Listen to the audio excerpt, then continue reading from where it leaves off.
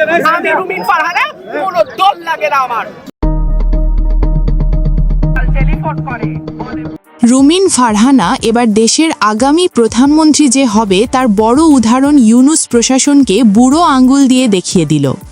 এদিকে ব্রাহ্মণবাড়িয়া, বুই, সরাইল, আশুগঞ্জ ও বিজয়নগরের একাংশ আসনের নির্বাচনী মাঠে সম্প্রতি ঘটে যাওয়া একটি ঘটনা এখন শুধু স্থানীয় আলোচনার গণ্ডিতে সীমাবদ্ধ নেই, তা ছড়িয়ে পড়েছে সারা দেশের রাজনৈতিক অঙ্গনে। স্বতন্ত্র প্রার্থী ব্যারিস্টার রুমিন ফারহানার পক্ষ থেকে নির্বাহী ম্যাজিস্ট্রেটের উদ্দেশ্যে বৃদ্ধাঙ্গুলি প্রদর্শন। এই দৃশ্য সামাজিক যোগাযোগ মাধ্যমে ভাইরাল হওয়ার পর তৈরি হয়েছে ব্যাপক আলোচনা ও সমালোচনা। কেউ দেখছেন এটিকে প্রতিবাদের প্রতীক হিসেবে, কেউ আবার বলছেন এটি আইনের প্রতি চরম অবজ্ঞার প্রকাশ। রুমিন ফারহানা একজন দলের নেত্রী নন, তিনি একজন বাংলাদেশের সাধারণ মানুষের কাছে একজন বাঘিনী, যাকে দেখে রাজনীতিতে নেমেছেন বিভিন্ন দলের মহিলা নেত্রীরা। ঘটনাটি ঘটে শনিবার 17 জানুয়ারি বিকেলে নোয়াগাঁও ইউনিয়নের ইসলামাবাদ গ্রামে। নির্বাচনী আচরণবিধি প্রতিপালনে দায়িত্বপ্রাপ্ত নির্বাহী ম্যাজিস্ট্রেট ও সহকারী কমিশনার ফর ভূমি শাহরিয়ার হাসান খানের সঙ্গে তর্কে জড়িয়ে পড়েন রুমিন ফারহানা।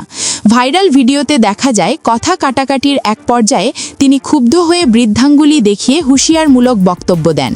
মুহূর্তের মধ্যেই সেই ভিডিও ছড়িয়ে পড়ে ফেসবুক সহ বিভিন্ন প্ল্যাটফর্মে, আর তা দেখে শুরু হয় তীব্র বিতর্ক। রাজনৈতিক পটভূমি বিবেচনায় নিলে ঘটনাটি হঠাৎ জন্ম নেয়নি বলেই মনে করছেন স্থানীয়রা। রুমিন ফারহানা দীর্ঘদিন ধরে ব্রাহ্মণবাড়িয়া 2 আসনে বিএনপির মনোনয়ন প্রত্যাশী ছিলেন, তবে জোটগত সিদ্ধান্তে কেন্দ্রীয় কমিটির প্রার্থী হিসেবে মৌলানা জুনায়েদ আল হাবিব মনোনীত হওয়ায় তিনি স্বতন্ত্র প্রার্থী হিসেবে নির্বাচনে অংশ নেন। দলীয় সিদ্ধান্ত অমান্য করার অভিযোগে গত 30 ডিসেম্বর বিএনপি তাকে বহিষ্কার করেন। সেই বহিষ্কার, মনোনয়ন বঞ্চনা এবং স্থানীয় রাজনৈতিক প্রতিদ্বন্দ্বিতা সব মিলিয়ে নির্বাচনী পরিবেশ ছিল আগে থেকেই উত্তপ্ত। রুমিন ফারহানার অভিযোগ, প্রশাসন নির্বাচনী আইন প্রয়োগে একপাক্ষিক আচরণ করছে। তার সমর্থকদের ভাষ্য, এই ক্ষোভ থেকেই এমন প্রতিক্রিয়া এসেছে।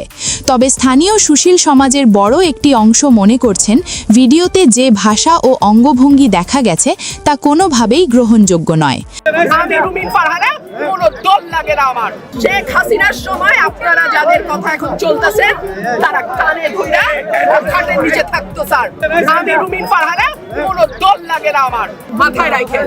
আপনাদের তারা বুইরা আঙ্গুল দেখায়, আপনারা কিছুই করতে পারেন না, এমন বক্তব্যে একজন রাজনৈতিক নেত্রীর আচরণবিধির সকল সীমা অতিক্রম করেছে বলে মত প্রকাশ করেছেন কিছু রাজনৈতিক বিশ্লেষক।